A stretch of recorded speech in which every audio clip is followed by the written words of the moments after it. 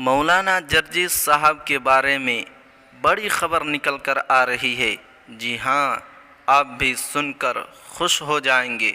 कुछ ही दिन पहले मौलाना जर्जिस साहब को दुष्कर्म, ब्लैकमेल और जान से मारने की धमकी के मामले में यूपी इटावा के मशहूर व मारूफ मौलाना जर्जिस साहब को 10 साल की सज़ा सुनाई गई है और 10,000 का जुर्माना भी लगाया गया है। इसी दरमियान एक बहुत बड़ी खबर निकल कर आ रही है और एक वीडियो भी सामने आ रहा है और एक अखबार की कटिंग भी।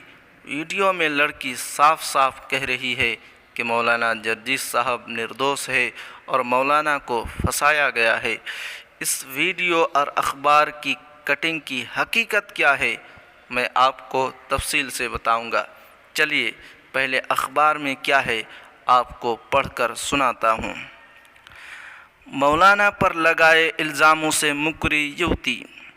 बिहार की युवती से शादी कर झांसा देकर अवैध संबंध बनाने की बात झूठी साबित हुई है। युवती ने पुलिस को शपथ पत्र देकर कहा है कि कुछ लोगों के बहकावे में उसने मौलाना मोहम्मद जर्जिस के ऊपर बेबुनियाद इल्ज़ाम लगाए हैं।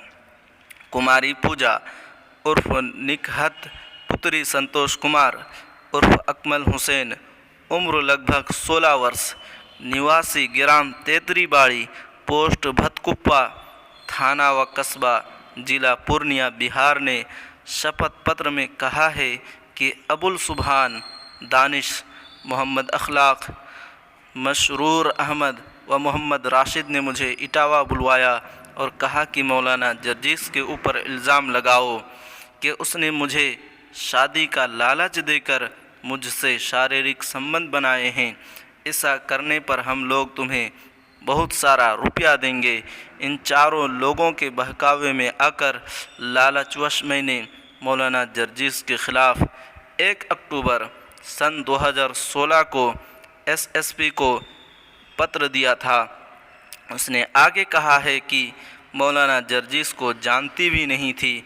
उन्होंने मुझे मुसलमान होने के लिए नहीं कहा और ना ही मेरे साथ शारीरिक संबंध बनाए। मौलाना को झूठा फंसाने व बदनाम करने के लिए उपरोक्त चारों लोगों ने षड्यंत्र रचा है। दरअसल ये अखबार और वीडियो बहुत पहले की है और पुरानी है, जिसे बहुत से लोग बेधड़ल्ले से एक दूसरे को शेयर कर रहे हैं। अखबार में साफ साफ लिखा हुआ है कि यह अखबार 19 अक्टूबर की है और अभी 19 अक्टूबर आया भी नहीं है और ये लड़की बिहार की है, जबकि वो लड़की वाराणसी के जैतपुरा इलाके की है और उस लड़की का आरोप यह है कि मौलाना मुझे शादी का झांसा देकर रेप करता है और अश्लील वीडियो बनाकर ब्लैकमेल करता था। मौलाना जर्जिस साहब ने कहा है कि मैं निर्दोष हूँ और मुझे न्यायालय पर पूरा भरोसा है और इस सिलसिले में ऊपरी अदालत तक जाएंगे। अगर आपको ये ख़बर अच्छी लगी तो दूसरे को शेयर भी कीजिए और हमारे चैनल को सब्सक्राइब भी कीजिए।